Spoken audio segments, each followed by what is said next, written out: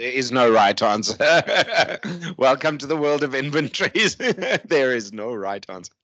I just want to get back before I proceed to one other point when I asked is, do you use population data to scale national data,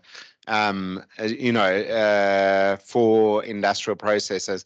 And the answer was no, but what do you use? And you could look at things like number of facilities in a province, or you could look at, does that activity occur there? You could look at maybe contribution to GDP of a subsector. That would be a good one. So if you want to scale mining data, for example, and mining contributes 50% of GDP in province A and 10% in province B, that could be a scaling factor. Any others? What am I missing? So GDP, production output could be an option for scaling. So you've got to, again, be critical about what you use for your scaling. And its population is more for the residential kind of stuff. Okay, so I think we've spoken a little bit about this already, but let's unpack this a little bit more. As we said, the data quality issue, the GPC really makes provision for 3 data quality levels, okay, a high, medium, and low.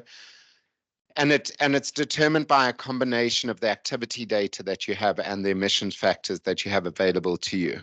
So activity data, if you've got detailed measured activity data, it would be a high. And if you've got modeled activity data where you're quite confident in it, you would give it a medium. Whereas if you have highly uncertain data, you would give it a low. And the emission factors follow a similar structure. So if you've got quite specific emission factors for a data point, you'd give it a high. If you've got more general emission factors, you might give it a medium. And if you've got default emission factors, you'd give it a low. So it does depend on which emissions category you're talking about as to whether you'd expect to have very detailed emission factors or whether you'd be concerned about default emission factors. So I think there is some judgment associated with it, but it's important to give a sense of where you're confident in your inventory and where you're not, or less confident in the numbers. All right, so now let's finally get into some of the individual categories. So the residential emissions is obviously from households, fairly obvious. Commercial emissions are things like shops or malls or banks. That kind of thing is your commercial emissions category. And your institutional emissions are those associated with schools and hospitals and government buildings. Street lighting is one that's included in commercial, institutional, and any other public facilities. Okay, originally the GPC said you combine them, but now they encourage you to actually separate out what's used in commercial and what's used in institutional. So it used to combine those two categories, but not anymore.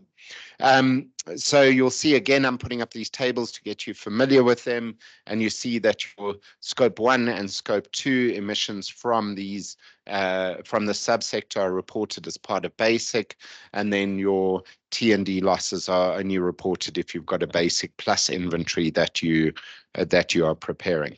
I mean, these are the sort of high level categories that you divide into. They do say if you can disaggregate further, then do so, but obviously we're already battling with data at the residential and commercial and industrial level, so it's unlikely that we're going to be able to disaggregate further. So what we've got here is we've got a little bit of test data for you to play around with putting in some of the data into your Cirrus sheet. Okay, and we've got some real data, okay, some measured data.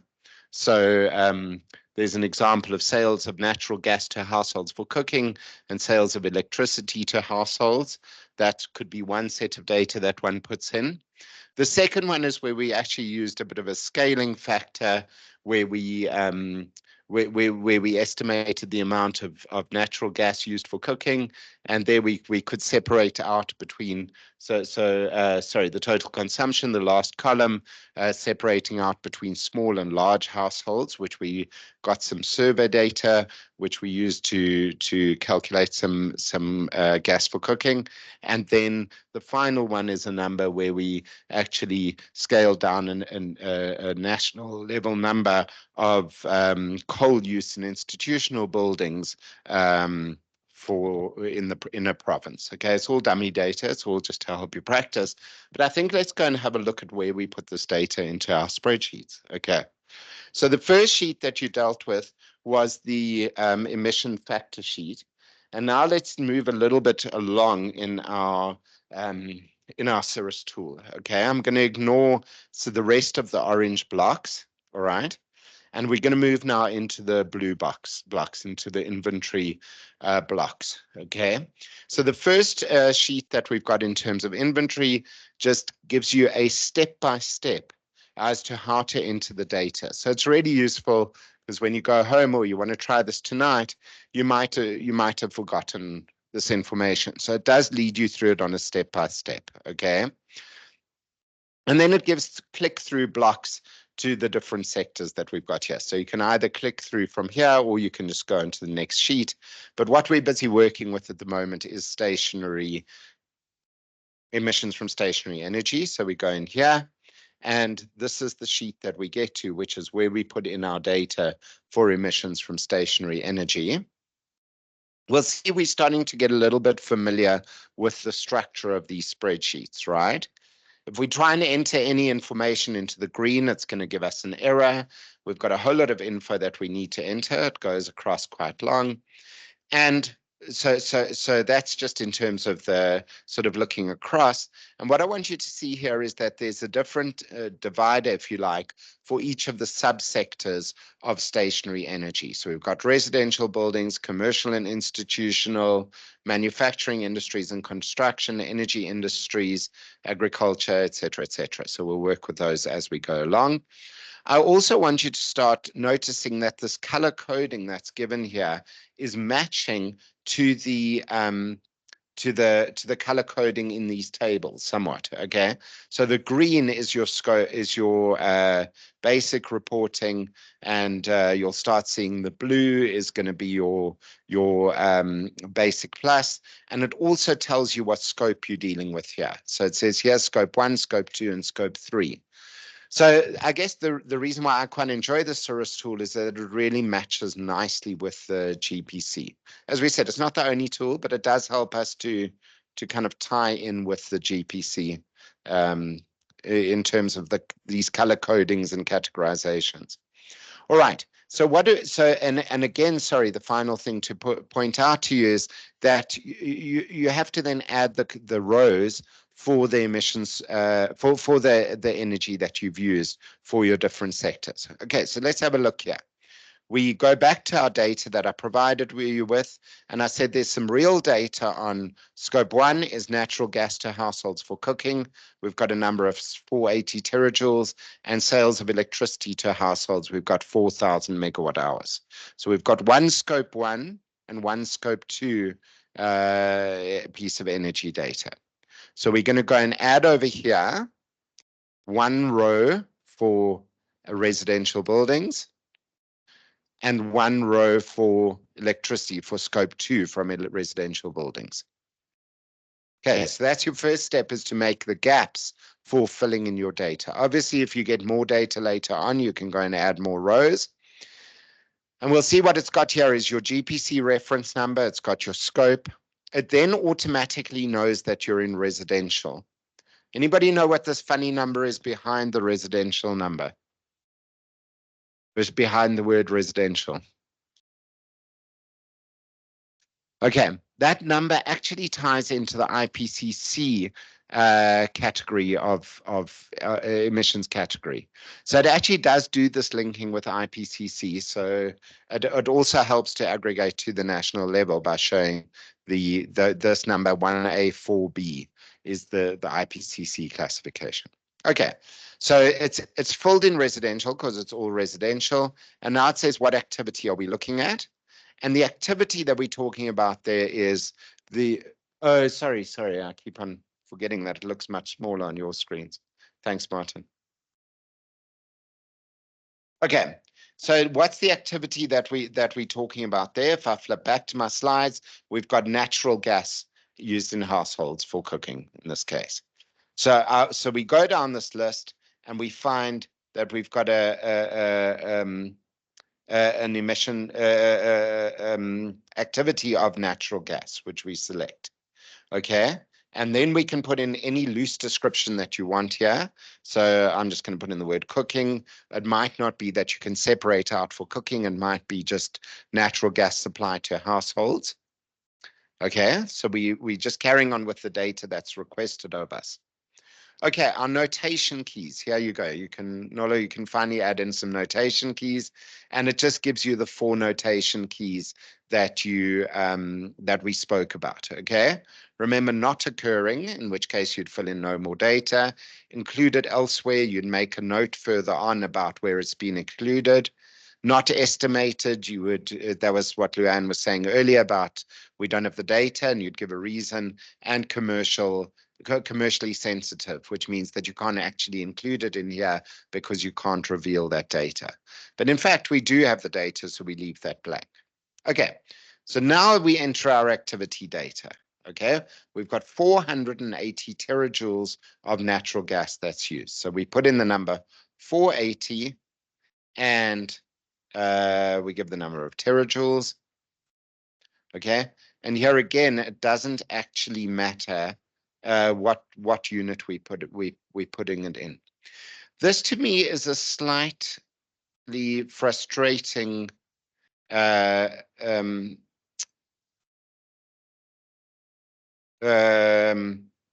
feature of this tool is you have to tell it what your activity what your emission factor is specified in terms of. Okay, I think it should pick it up from the emission factor sheet. No, actually, sorry, I think if you pick it up from here, wait, let's just try this out. I've only put in the coal one. That's what's going on here. Sorry, I didn't get around to putting in my natural gas one. So let me just put in my natural gas one quickly. And I don't remember what that number is.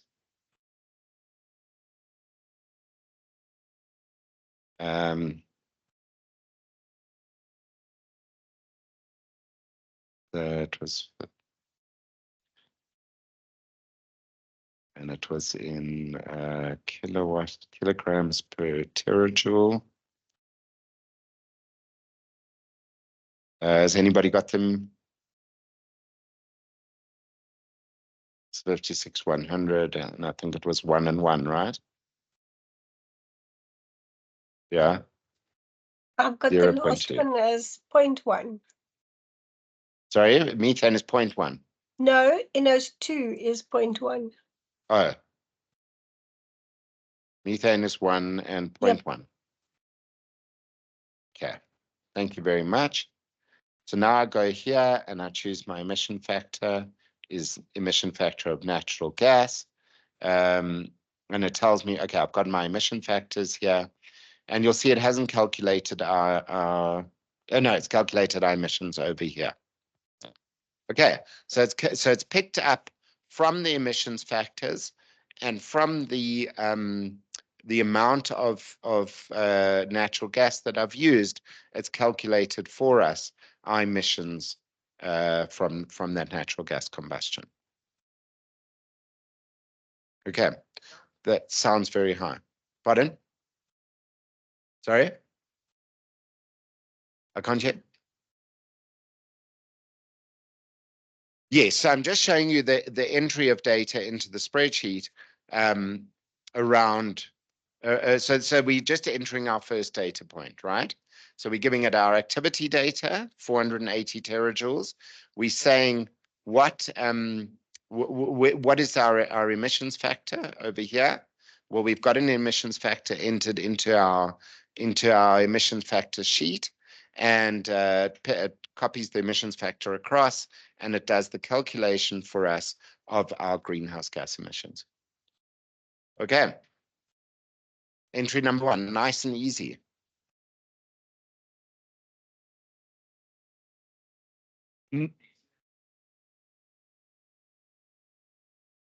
No, so you either are sorry, maybe I should have made this clear. You're either entering your activity data or you are entering your actual emissions data. So if we had the emissions data available to us, then we would enter it directly in the sheet. But because we are working with actual consumption of natural gas data, we enter the data and we choose what emissions factor we're working with. Okay. Elaine, did you have a question? Somebody's got a hand up there. Let me just... Pardon? It's not working. Someone online has a hand up. Sorry, we can't see who it is. It's filling for some reason. Oh, is it filling? All right. Oh, okay. Okay, so that's your first entry of data point. Okay, now what I want you to try and do is put in your entry for your sales of electricity to households, 4,000 megawatt hours. Okay, so remember that electricity is a scope 2 emission. So from grid supplied electricity consumed within the boundary, within the city boundary. And I want you to try and do that on your own.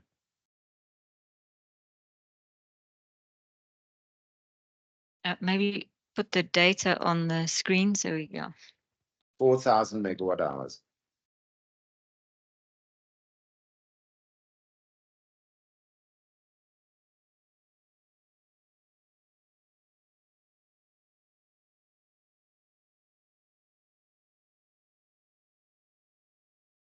Okay. Just going to go and put in my electricity emission factor.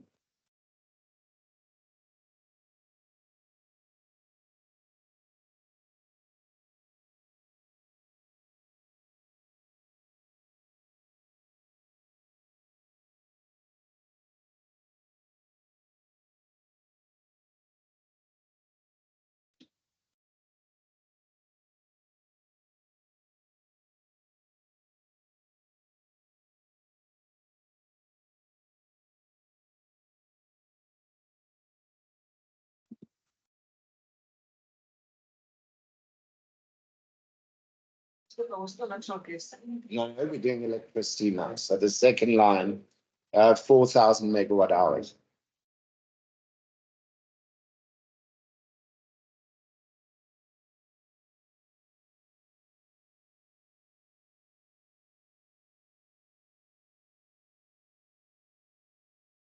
Let me stop sharing. So maybe we have a question, Brett. In the column that says gases, do you select anything or do you just leave it? You can just leave it because What does it do if you? You can just leave it at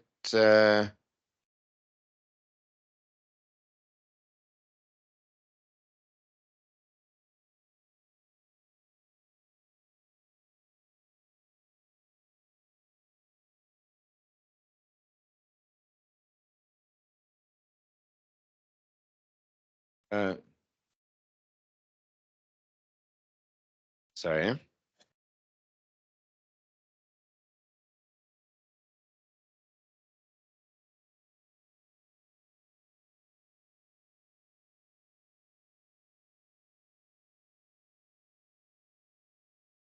Don't have electricity.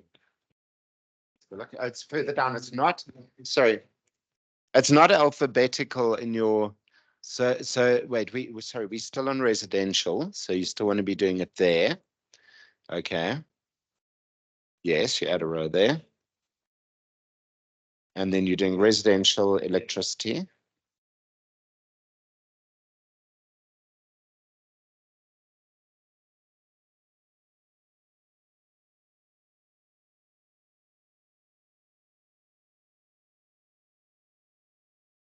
Yeah.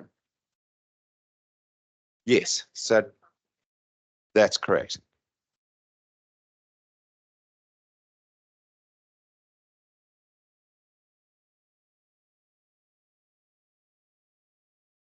Okay. Is that making sense to everybody?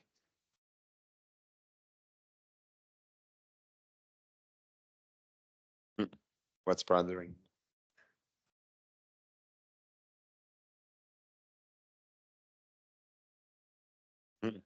So yeah, so what's quite nice is the way it interlinks. So if you haven't got your emission factors, you've got to go back and do them. But it doesn't really matter what order you know, if you come down the line and find you've now got some, I don't know, another fuel that you're using in residential, then you can go back and put an emission factor into it. You don't have to decide on all your emission factors up front. You can, it's very flexible about the order in which you fill this thing in.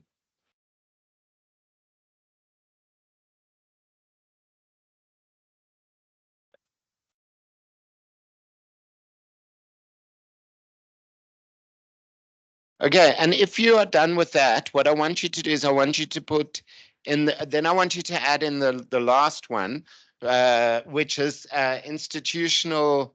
So it's the institutional coal use. All right, I'm going to put up the numbers on the screen for that now.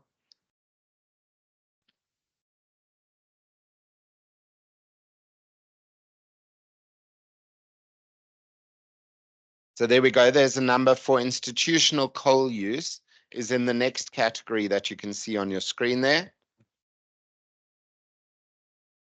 I'm just going to show you here. You'll see commercial and institutional buildings and facilities, and see if you can work out how to put in point number 3, the institutional buildings coal use.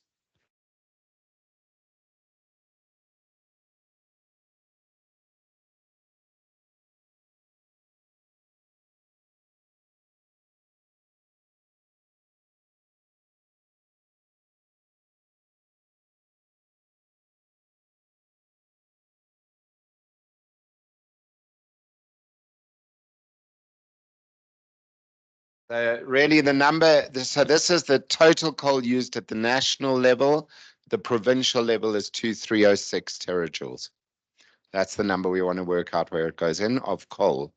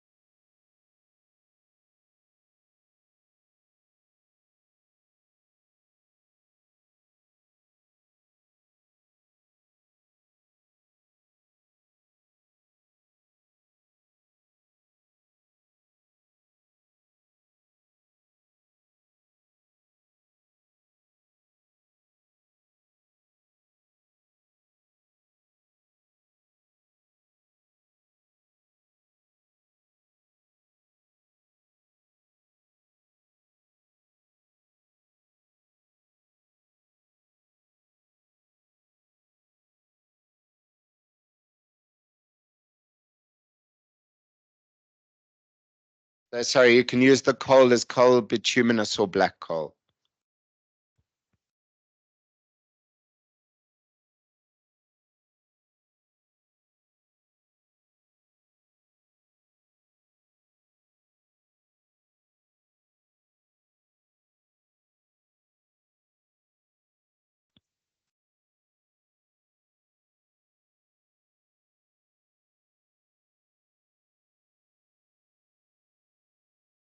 Remember, city means provincial.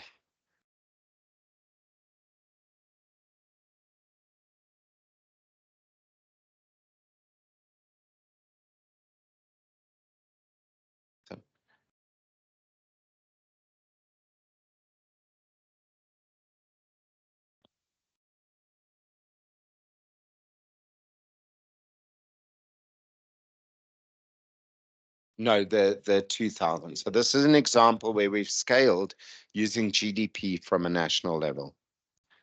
Okay. All right, I think people are getting the gist of this. I think the important thing is to ensure your emission factors in, to ensure that your units are correct. That's one of the biggest things that we need to do. The idea that we have, so what I was hoping you to do by that exercise is to really see that different that you can use multiple energy carriers for the different subsectors. So you could see you could add in 5 lines where you could go, I've got coal, I've got natural gas, I've got oil, all used in commercial buildings. Well, I've got electricity for street lighting, electricity for commercial buildings, electricity for institutional buildings.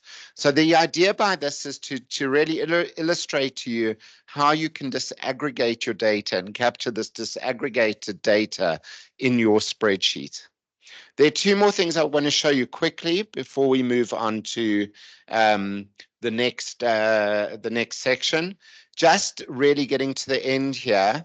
So once you've got your numbers, here are your results, okay, which will be carried forward into the next into your results. There are a couple of more columns which we need to have a look at. The first one is the data quality column, okay, which I've already spoken to you about. You've got the options there of high, medium, and low on your data quality, okay? There's a description, which is a free-form description, which you can capture data on both what methodology you used to collect your activity data, for example. So over here would be where I would say scaled commercial coal use using GDP of 14%. So it's really, again, around the being very obvious about how you've got to those numbers. Or the alternative thing here, coming back to the notation keys, is if you said not estimated, you would say over here, you'd give a reason why you didn't estimate it. You would say insufficient data is available in the province to estimate this, okay? Then the source of your data is over here, okay? You can, this will pick up your data for sources from your from here. So let me just show you here. I hadn't filled mine in here.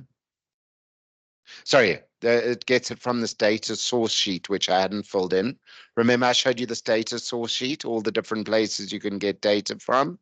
So you would record your data source over here, and then finally some illustration of your data quality. So there's the last, I'd say, what, 6 columns are all about the record keeping of where you got your data from. And again, critical to record those for future reference. Okay. Yeah, so if you go in here to data sources, and let's say I put here, I said residential data, okay, and I'd filled it in, I don't know, national data, DFFE. Sometimes it takes a while to actually process, but when you come back to it, then it's filled it in. So you'll see over here, and then when I go to here, there'll be some of those items filled in, national data from DFFE. So it picks it up from this data sources sheet, this column over here, name of source. So you could go here. So perhaps a better one here would be national what energy balances, okay? And then when you come here, you will have the option of choosing from this list national energy balances. All right.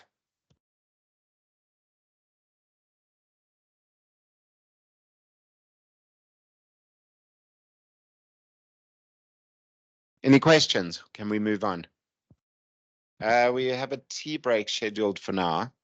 Can we take, it's scheduled for a 20-minute tea break. Could we cut it to 15 minutes?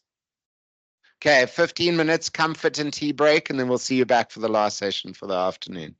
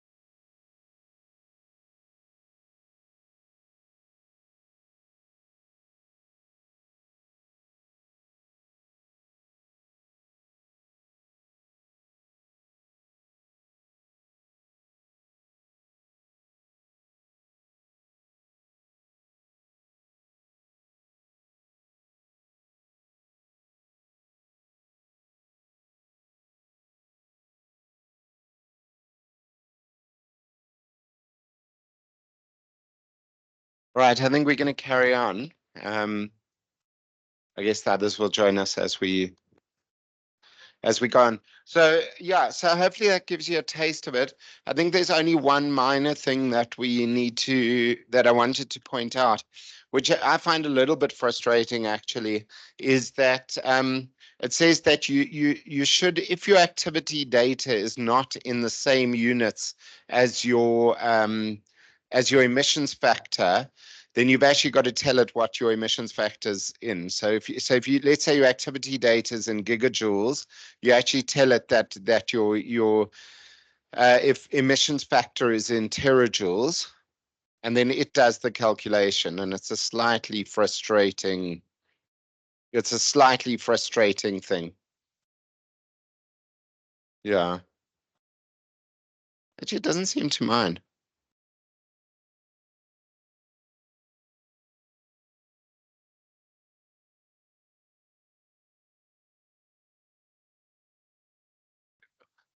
Just a quick question, just to recap. I had a nice conversation with Nolo earlier, just so by the emissions factors, right? So that we put in, so just the types, it's either CO2 equivalent or GHG. So just confirming, so like everything except electricity was GHG in terms of type. Yeah. Okay, and that's specifically because we have the separate information for CO2, CH4 into. Yes. Yeah. Okay. No, great. Thanks. Yeah, that is correct. All right, can we move on then? Can you just repeat that about the units? Sorry, well, just to be clear. What So it suggests in the instructions is it should if you've what it says in the instructions is if you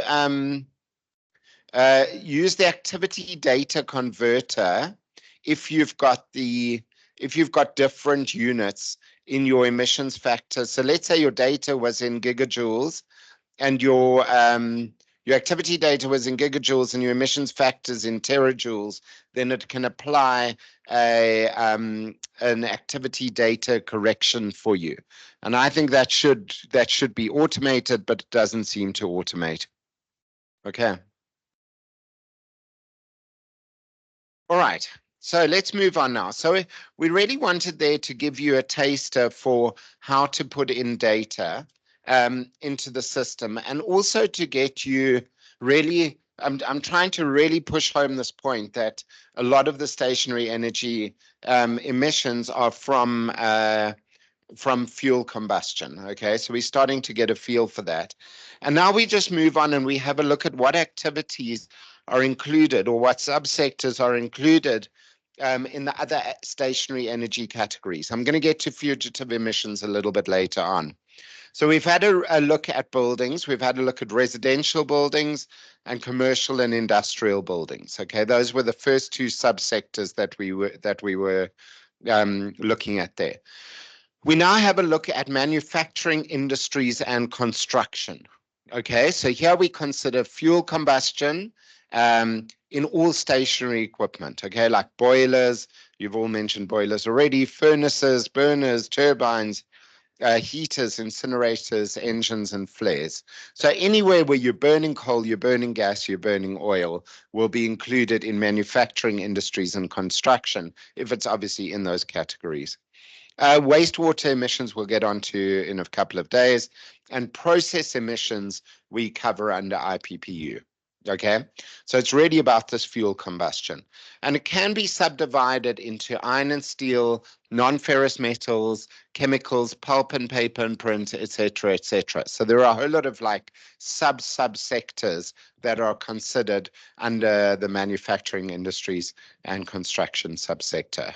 Okay, and again, these categories align with the IPCC categories. So when you go and put in your data for fuel consumption, you will choose which of these industries it's used in if you've got the data available to you. Okay, so there again, we have our data sources that parallel the ones that I spoke about for, thank you very much. So the data sources, again, parallel the ones that we spoke about for residential and commercial and institutional buildings. We hopefully get real data from the industries in our province. Obviously, if we've got one or two industries, if you've got a big iron and steel mill in your province, then you'll probably be able to get some data from them, or possibly be able to get some data from them. But if you're worried about lots of little boilers all over the place, it becomes more difficult, as we all know. So you use these same processes. Hopefully you can do some sampling in each of the industries and then scale up to the number of industries in our province. If we have some incomplete data, we could scale that up.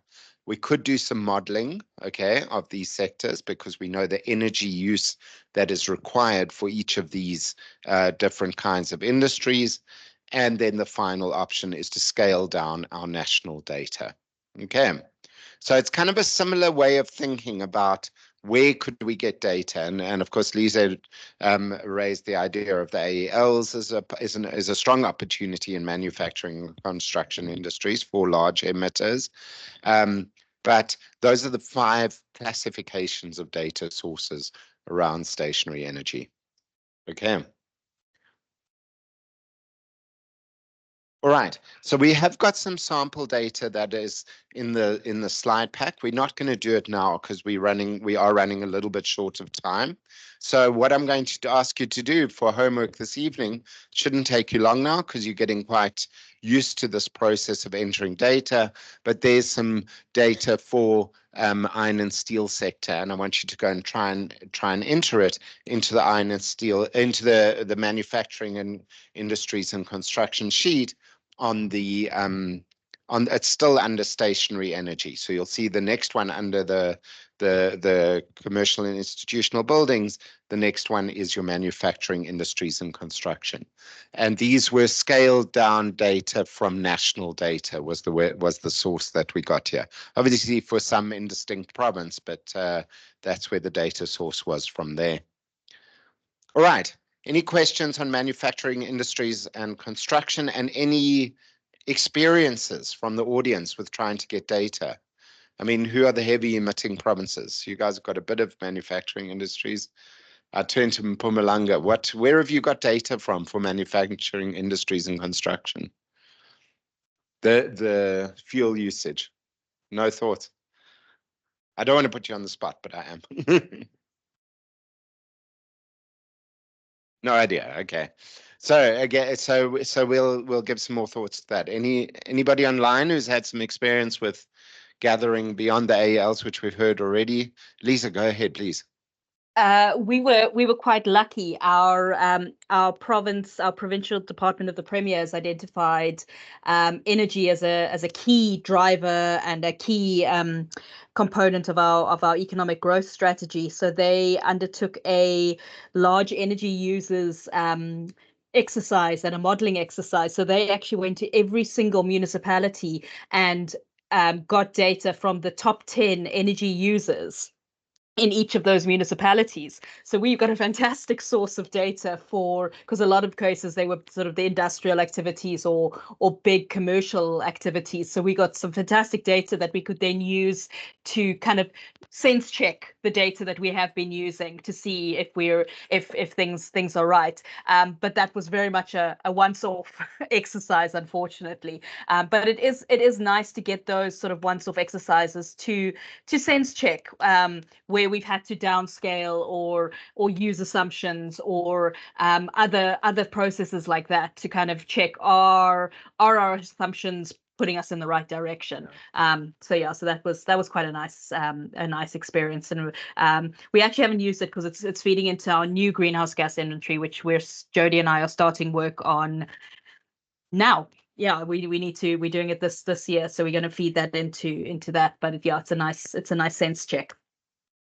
Great, thank you very much for that. I mean, that's really excellent. And I think really stressing that point of sense checking your data to check on even orders of magnitude. I think I've reviewed inventories and something is like 1,000 out, and nobody's thought to go and check, does this align with the data that we've collected bottom up, like Lisa's describing, or does it make sense that we've got 10% of the population, and this is the national numbers. So I think this cross-checking of data is a critical part of your data collection process, as well as trying to find the data that you've just described, Lisa.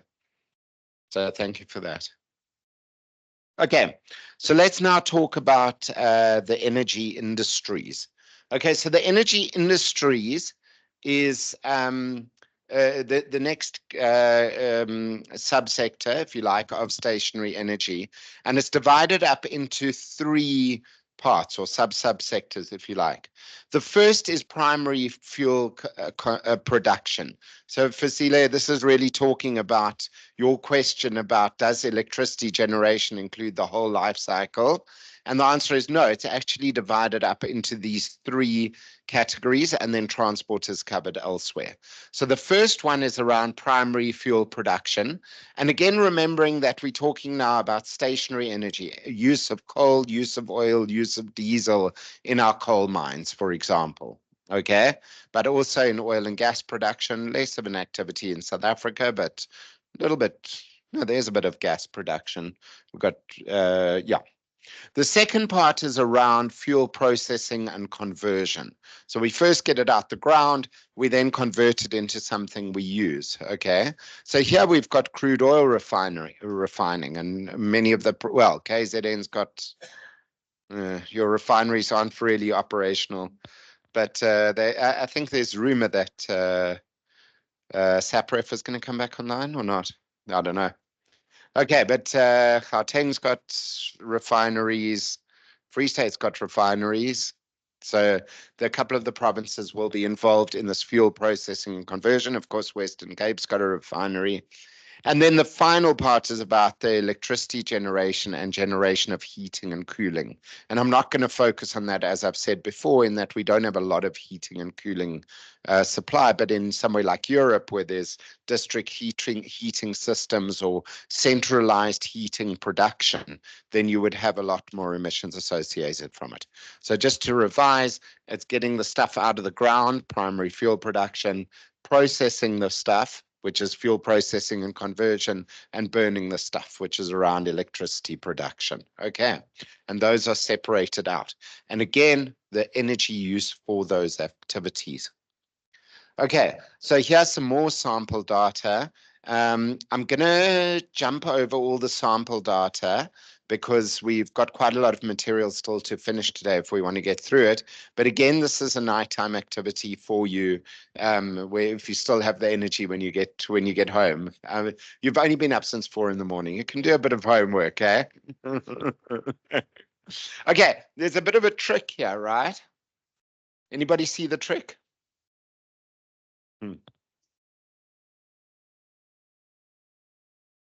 Yeah.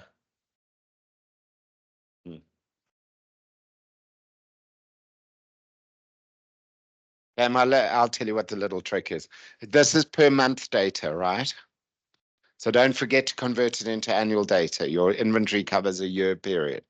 So you've got to keep watching out for these little stumbling blocks in our data. And as you're getting in data, you might see monthly, you might see annual, you might see units are different. So our emissions factor was in megawatts per, you've got to look at what your emissions factors are in. You've got to look at what your units are in.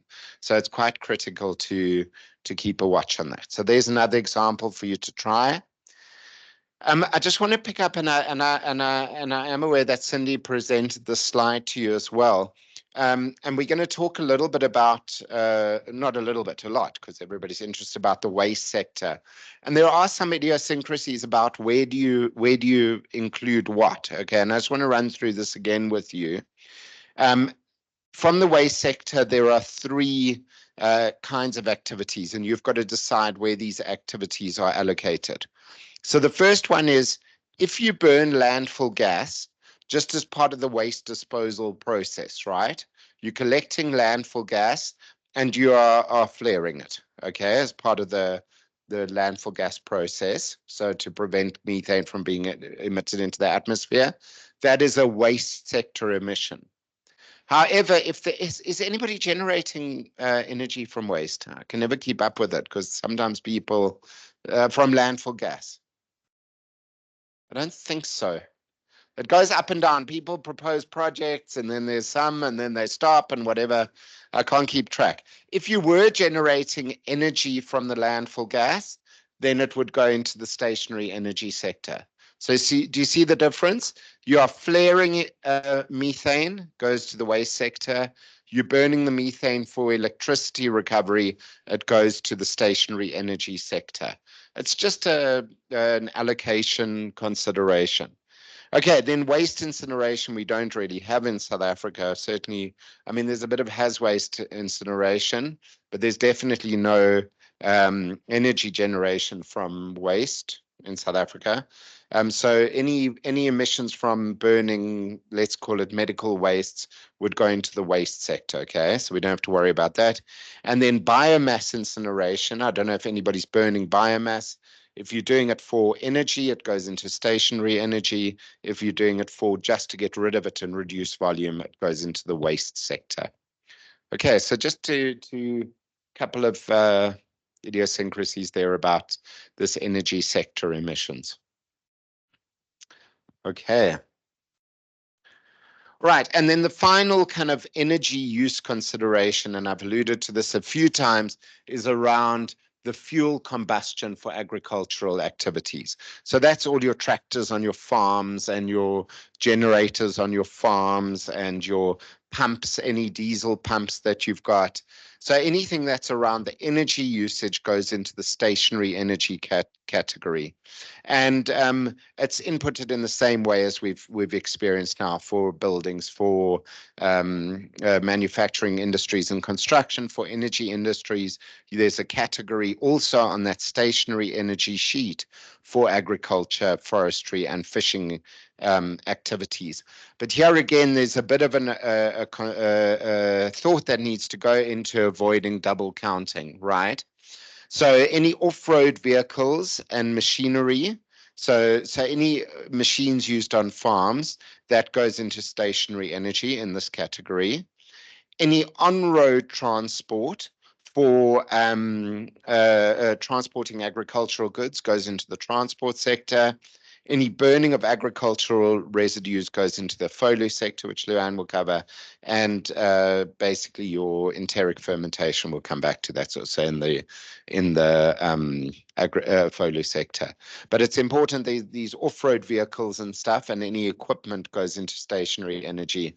On-road goes to the transport sector. This off-road, on-road thing we'll come back to tomorrow as well, and it's fairly small, to be honest with you. Okay. So that gets us to the end of fuel combustion in stationary energy subsectors. Any questions? Are you starting to get a picture of this? Nolo?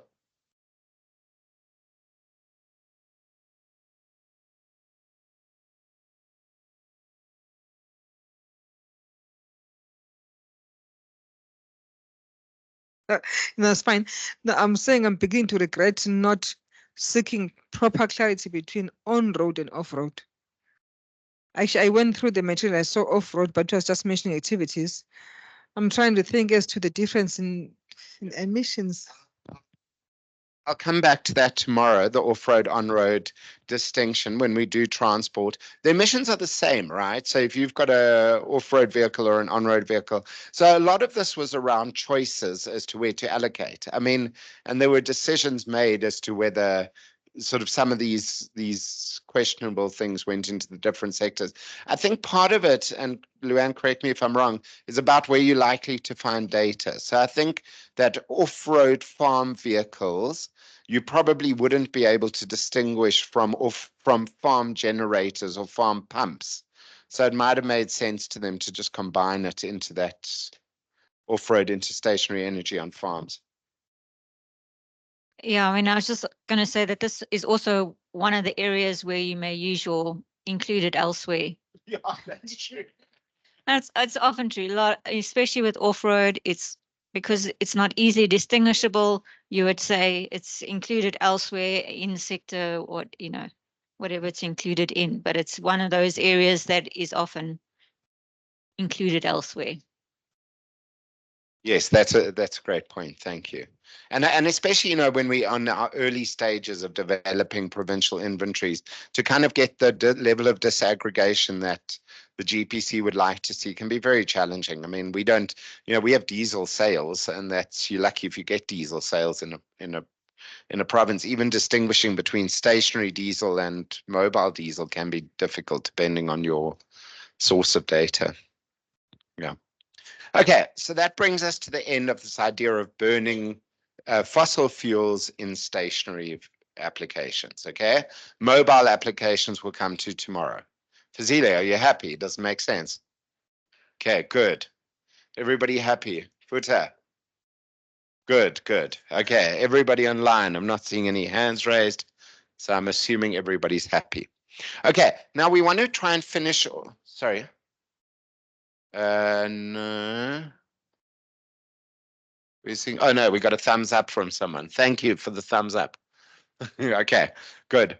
So now we go on to the last few categories of stationary energy, and this is this idea of fugitive emissions from fuels. Okay, so as I said earlier, fugitive emissions are an unintentional release of greenhouse gas emissions from the supply chain of your fuel. Okay, and I think Fazile introduced it very nicely earlier. Okay, this is the only category in stationary energy that's not linked to burning stuff. Okay, and I've mentioned to you already that coal, because of the way the coal is formed, you know, in the the fossil processes, it has a certain amount of methane that is trapped within that coal.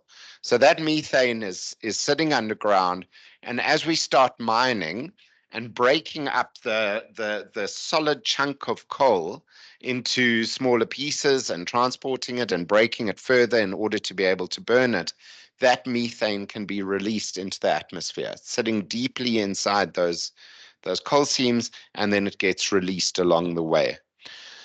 Now, it's a very interesting process to try and work out how much methane is in the coal, okay, and how much is released, all right? And there's a lot of studies that have gone on that have tried to say how much methane is released from coal as it's mined. And it might be different from open cast mines, you know, where the coal is close to the surface, from mines that are deeper underground, because the coal that's close to the surface might have already released its methane already as a part of a natural process.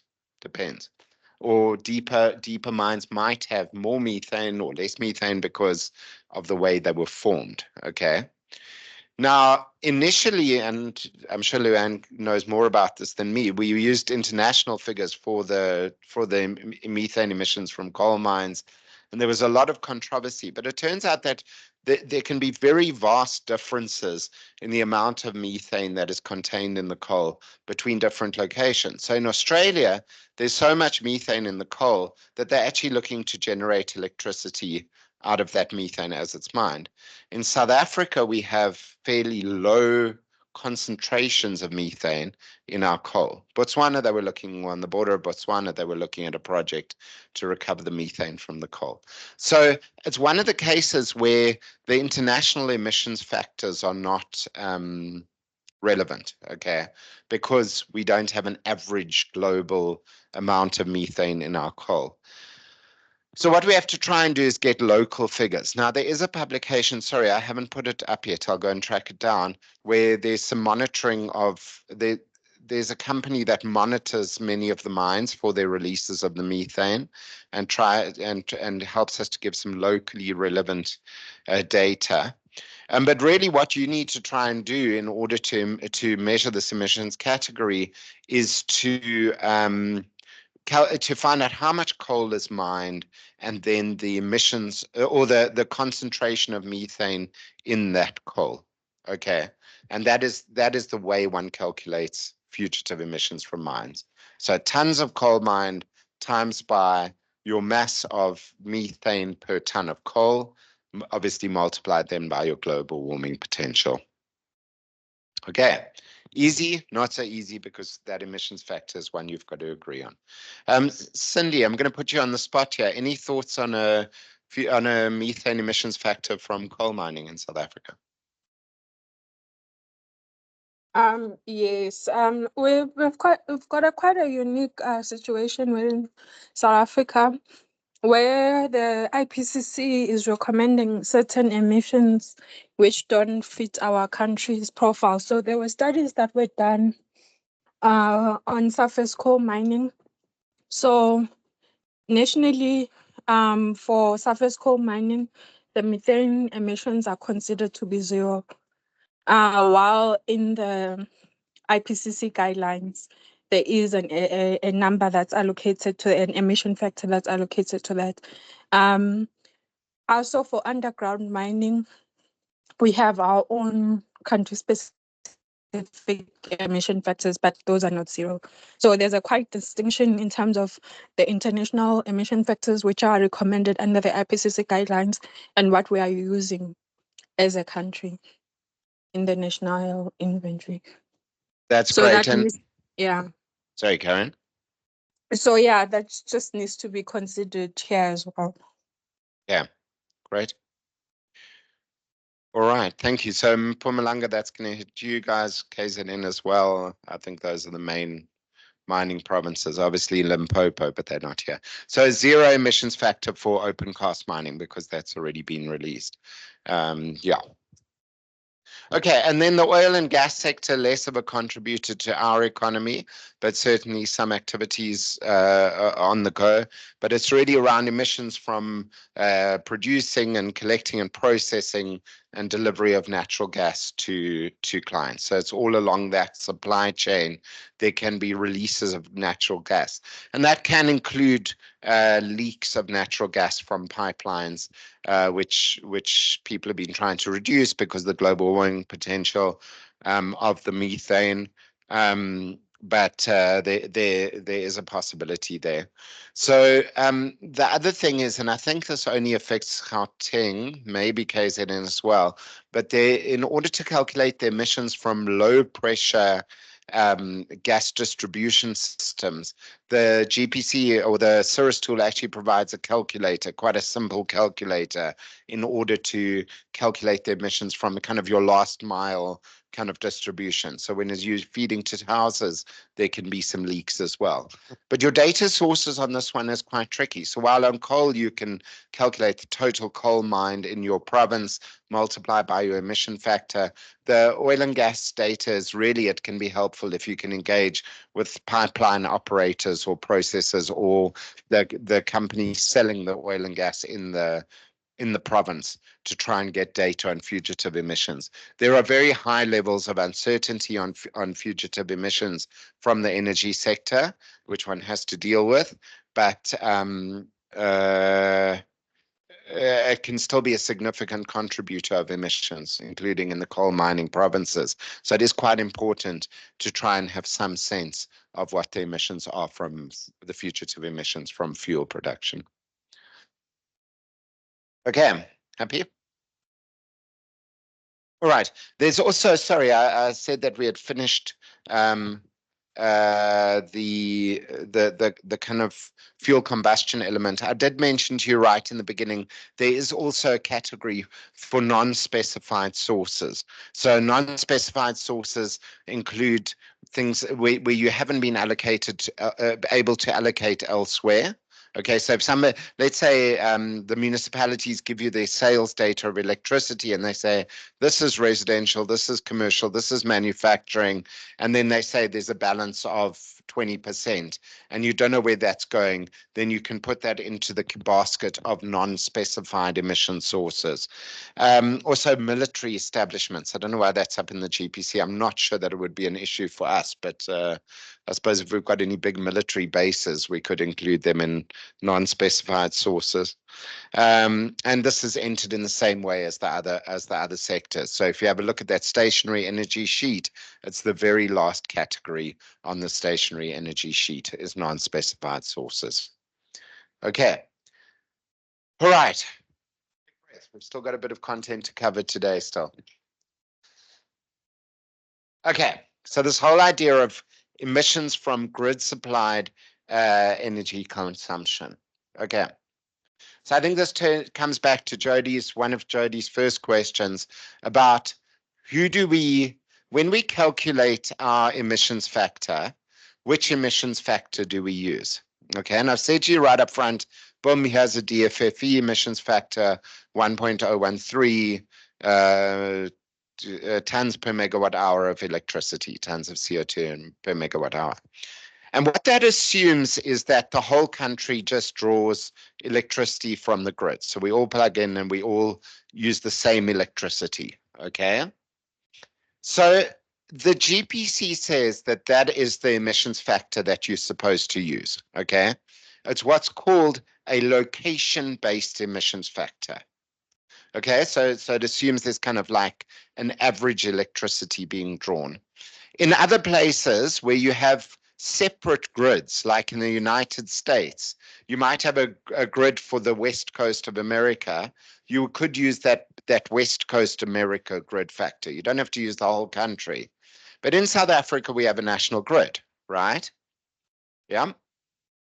So the GPC requires you as a basic not as a basic, as a core to produce the location-based scope 2 emissions, okay? There is also another argument that says, what happens if we, as a province, are buying electricity that is green specifically? So we are not representative of the national grid. So Western Cape, the city of Cape Town buys electricity directly from a wind farm, okay, as part of the supply that they distribute to their customers. What happens if a province had to buy specific renewable energy, maybe to meet some targets? So what they're doing is they're entering into what is called market arrangements. So somewhere where they selectively buying those renewable energy, and sometimes that is expressed as a renewable energy credit or an environmental attribute certificate. So they're basically buying greenness. Does that make sense? You're buying the greenness of a wind farm or a solar farm, okay? And in other words, what you are trying to do is you are trying to use the market to reduce your emissions, okay? And so then what you would do is adjust your emissions factor and develop something called a market-based electricity grid factor, okay? You can choose, if you're a province, reducing your emissions by buying these certificates. You can choose to report market-based, but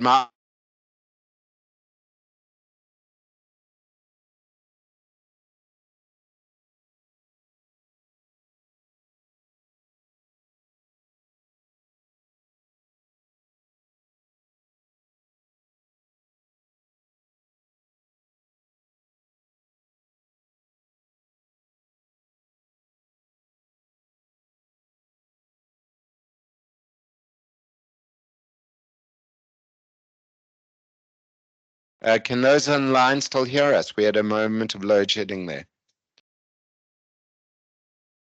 Are you back online? We couldn't Oh, hear that was you very now. quick. Okay, we're just getting our IT back online after, I assume it's load shedding. Yeah. 12:30, yeah, it's quite uncommon.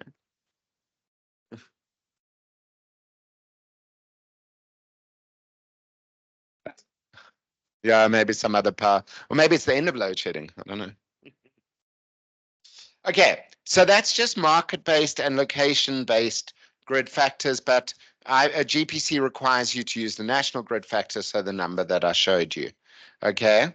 And just one final point about this is that, and I mentioned this to you already, and we actually had a discussion in the tea break, is one of the nice things about the GPC tool is it helps to show you how to aggregate your data, okay? And we basically, as I said to you before, you don't go and add in the emissions from generation of electricity into your overall scope 1 emissions, else you'll be double counting with your consumption-based emissions. Is that clear to everybody? Can I repeat that? Okay. When one is calculating the overall provincial emissions, you can't add consumption-based emissions. Remember we said residential buildings used X megawatt hours. If you have to then go and say we had 100 tons of emissions from power stations in our province, we would be double counting, because you're counting the emissions with generating the power and the emissions with using the power. Yeah. So you don't add in the generation emissions into your scope 1 emissions for the province. Mostly nods. It's 4 o'clock caught up with you. You do get it. Britta, do you get that? Okay, we're lost a bit. Sorry? Please do. Understand. No. Try and repeat, because it's always best for participants to explain. No, I'm trying to repeat what you were saying. No, that's To say that if I heard, no, you're saying there is no need to count it in scope 1, because there's you then separating the consumption with the generation.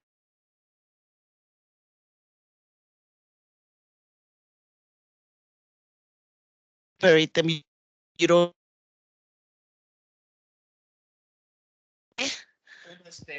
The only thing I will add to that is you still report emissions.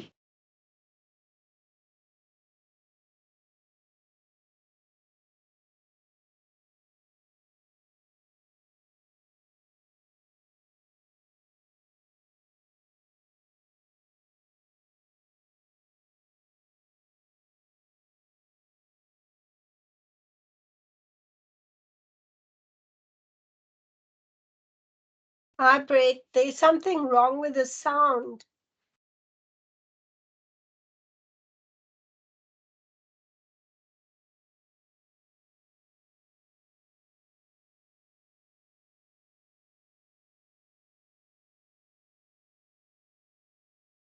Online people, can you hear us? You're Yeah, back you just online. just got back.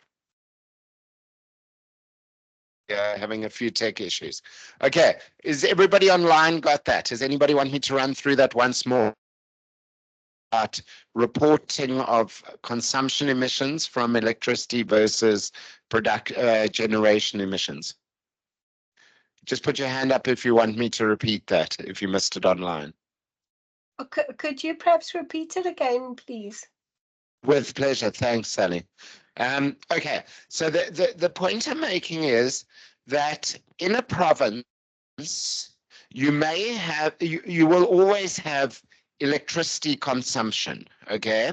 And when we were filling in the different categories, we were filling in residential buildings, commercial buildings, manufacturing and construction, we specified how much electricity was consumed by those different subsectors, and then using our national emissions factor of 1.013 kilograms per kilowatt hour of associated with electricity consumption, we worked out the scope 1 emissions for electricity consumption, okay? Because that is what is linked to the activities in the city. It's called city-induced emissions, okay? We also recognize that Mpumalanga sits with how many power stations? 12 power stations, thank you, that are constantly burning coal to give electricity to Gauteng and KZN and everybody else, right? So those emissions associated with those 12 power stations are not Mpumalanga's responsibility, right? They shouldn't be added into the inventory for Mpumalanga. It's only the electricity that they use for their offices and their houses that should be included in their scope 1 emissions. See, Vuta's had a light bulb moment there. Okay, so when you go to aggregating your emissions, when you go to adding up all your emissions, you only add up in scope 1 the emissions from in scope 2, actually, the emissions that you use for your own buildings. However, you still want to report, because it helps feed into national accounting and stuff, separately the coal that's burnt in those coal-fired power stations. So it is calculated as part of your energy industries, but it is not summed into your scope 1 emissions. Okay, Sally, can I get a thumbs up or a thumbs down from you? Thumbs up. Thumbs up. That's what I like to hear. Thank you. So it's just something to remember. Again, that's what the Cirrus tool is nice. It will do those things separately because it knows that that's what needs to be done. Pardon? Well, when we get to the results section, it just shows it separately. It just has a separate line item. It does it automatically, which is nice. So it's not a question of allowing it. Okay, and I mean, your data sources are the same here. I'm not going to go through this, but it's again just trying to push home these different data sources. So I'm going to skip this slide. All right, and then I think this might actually be the last section for the afternoon, and that is around transmission and distribution losses. Okay, which are which are only reported in Basic Plus. And transmission and distribution losses, as I said, is about those losses along your power lines in getting your electricity to you. Okay, so if we're bringing in the Western Cape power from Mpumalanga, there's electricity that's lost along the way that is around technical losses. Okay, there's also an idiosyncrasy around what they call non-technical losses, which is your theft of electricity in South Africa, and whether that should be taken into account. So some of the electricity is lost, and that's reported as a scope 3 emission, and it's called an out of boundary emission. So it's something that happens. You remember scope 3 was the stuff that happens as a result of your activities, but not directly within your city boundary. Okay. So what you need to know here is how much electricity is lost during the transport of electricity. And I have a horrible feeling here I haven't updated these numbers because Cindy pointed me to their 2024 report, so I'll just check if these are right. But really what DFFE has determined is that on average, 2.3% of the electricity that is transmitted around the country is lost in our big power lines. Okay, 2.3% is lost in our big power lines. If we have a look at including in that the distribution at the municipal level, okay. Well, if you have a look at distribution at the municipal level, there's about 6.73% that's lost. And if we include the theft of power, it goes up to about 9.61%. So we call it theft of power distribution and a distribution loss. Okay. So it's not massive, but it is something that should be included when you're doing your basic plus inventory. Okay. So the first thing we need to know is what your grid loss factor is. As I said, I'll update those, but they're about right. They're not going to change dramatically.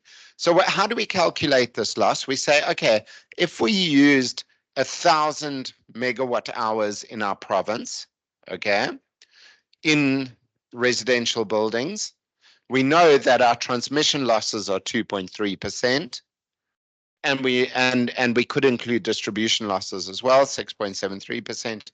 We multiply our 1,000 megawatt hours times by our distribution losses, and then we will get what our T&D loss is in megawatt hours.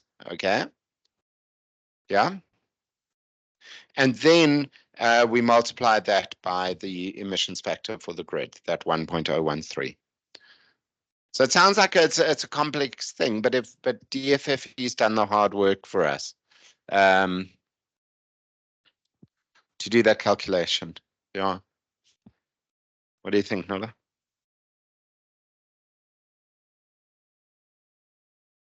Yes. No, this is not linked to fugitives. Fugitives is what comes out of your coal mines and your coal. This is the electricity that's lost in your power lines. Once you burnt the coal to generate electricity, this is the electricity that's lost when getting it from these guys to us or to you guys. Okay. All right, so that's a scope 3 emission out of boundary emission. Okay. Yeah.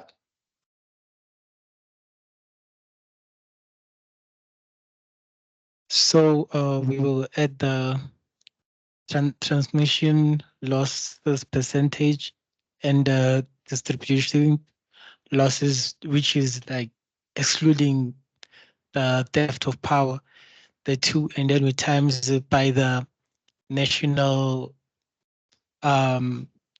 emission factor given by DFFE. So we won't include the 9 point the I don't know, maybe why not add the 2.3 with 9.61.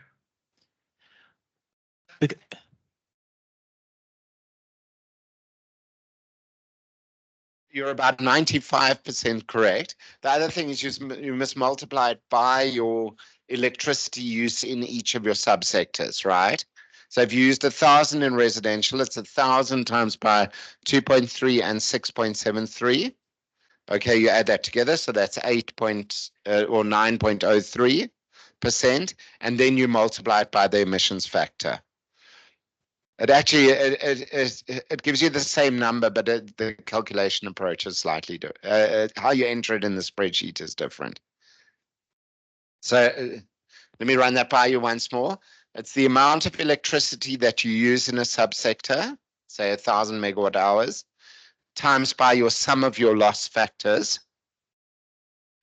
Okay, that gives you how much is lost, and then that is multiplied by your emissions factor.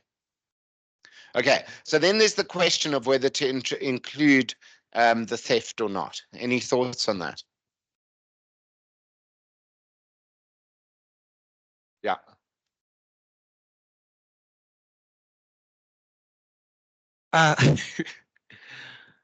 Because my confusion came from, I don't know, I just read something a while back saying, okay, if you're saying theft of power, you mean people who don't pay for electricity. Because I read somewhere that only like 28% pays for the electricity in South Africa. I don't know if it meant household or including industries and everything. So I was just like, I thought that number should be a bit higher, like way higher. So the reason why maybe we're not using it is because it's not that accurate enough. I don't know. Sure, 28 sounds like a big number of households. I don't know. Cindy, do you have a view on this?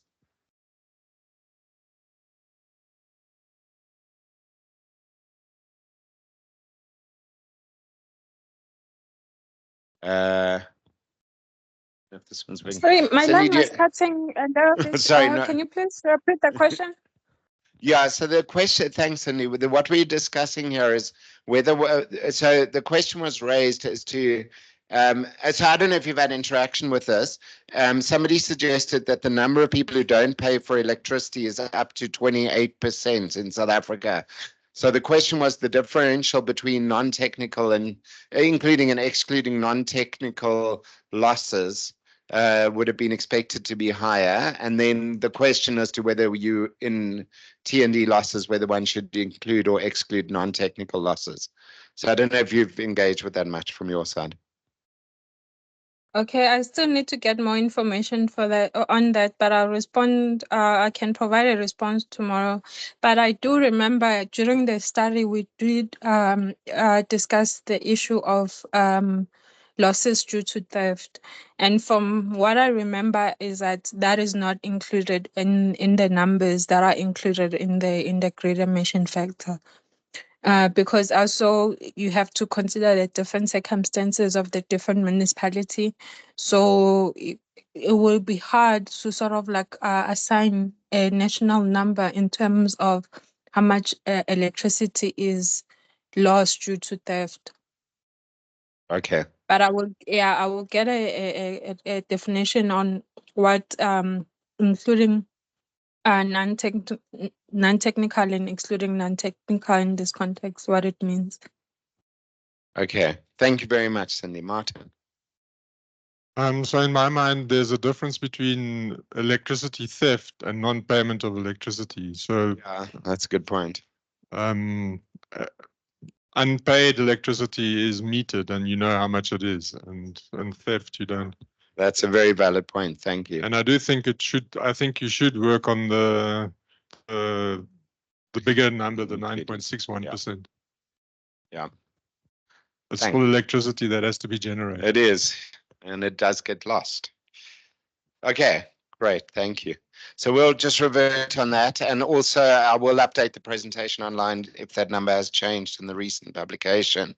But yeah, I would agree. I would say the 2.3 plus the 9.61 gives you your total T&D losses. So it's definitely, look, it's T&D, transmission and distribution. So you need to choose one of these numbers, and I would head towards, yeah. I'm sure it's an important question. Yeah, I honestly think. So I'm just reading now from water language. Losses and thefts separated. Okay, the person who did not. Okay, he's correct. The person who didn't pay. There is some accountability there. It's just not paid for. So now, maybe I've got a problem understanding the losses versus the theft. Okay, in water, they talk about non-revenue water. Where must we draw the difference here? So I agree totally with Martin, is that all non-paid is, it's all metered. So you're 100% right. The question is as to whether the non-metered and non-paid sit. So let's get back to you tomorrow. I think Cindy's going to go and do some homework. I'm going to go and do some homework, and we'll come back to you with some feedback on that one tomorrow and see if we can give you better guidance. Okay. Water's all lost. Okay, I think that brings us to the end of today. I know it's been a long day for some of you who got up early. We have got 15 minutes left. I don't want to start transport yet. I think that would be a little bit of an onslaught now. So so we'll have to move fairly quickly through transport tomorrow. But yeah, any final points, questions? So those of you who can pull it together to do a bit of homework, is to go and there are a couple of slides in the exercises. If you just want to put those in and come back with any questions, as per Luann's suggestion, I'm going to start a Sura sheet where I put completed onto the examples in the sheets, and I'll put those in. We'll resolve this whole question of losses, and we're going to get back. Is there anything else we have to get back to people on? I don't think so, no. No, I think that was it. Okay. Any last questions? Everybody online? Any thoughts? Did that work for you? Okay, wait. Actually, we've got a more pointed question. Okay. We would love to get your feedback because this is such a, we want it to be interactive and engaged. Is this the right pace? Would you like less examples, more theory, more examples, less theory? Obviously, we can't meet everybody's needs, but any feedback you've got on pace and content would be really appreciated so that we can ensure you maximize benefit. So any comments now? Otherwise, you're welcome to email me or Luann or Faleng or anybody on the team. Any thoughts? Yes, Matthews, wait 1 second. Thanks. Just briefly, the exercises are very useful. The things that I thought I was struggling with actually were not non-issues. So it's very helpful. Pace is good as well. Thank you for that feedback.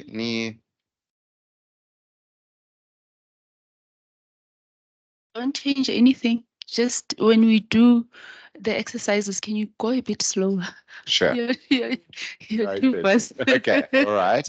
That's great feedback. Thank you. And as we said, we really appreciate constructive feedback. So certainly so. Anyone online? How does it work being online when you've got people in the room? Any thoughts? Anything we can do to facilitate your experience? We know it's a challenge we're all learning. Sally, go ahead, please. I'm glad the previous colleague said what I was going to say, and that is when you do the examples, then I'm busy looking at my sheet here at home, and by the time I need to put stuff in, then I've missed a little bit of what you said. So just go through the examples a little slower. Thanks. Noted. Thank you for that feedback. We'll certainly build that in for tomorrow. Thanks, Sally. Appreciate it.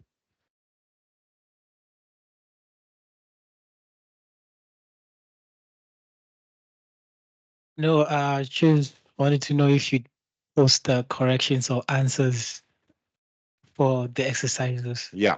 So I'll put those online today. I just want to check some of the magnitudes of the emissions. I want to make sure that they're all lining up. So I'll start a sheet which is like answers or whatever on that SharePoint, and then you'll be able to check your answers against them. So that's really good feedback from today. So yes, I will put answers up.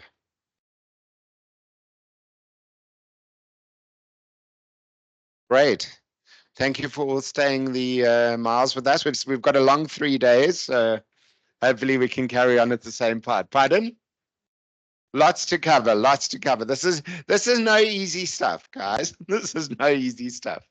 But as I say, I think that also just as we're going through, if a particular category or a particular area is of interest to you or your province, and we don't specifically deal with it, and please make a note of it so that at the end we can go around and ask everybody, and then perhaps after the session we can follow up and have another meeting with you specifically about that topic. So if you make notes, then it'll help us as we go forward.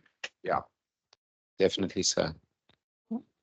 Last word. I was instructed by my support team that those of you who are staying here at the hotel, there is dinner included and breakfast is included in your accommodation, and one drink, I think, with dinner. So a soft drink, or they'll be sure to tell you when you order. So, but don't feel like you can't have dinner tonight. It's included in the hotel accommodation.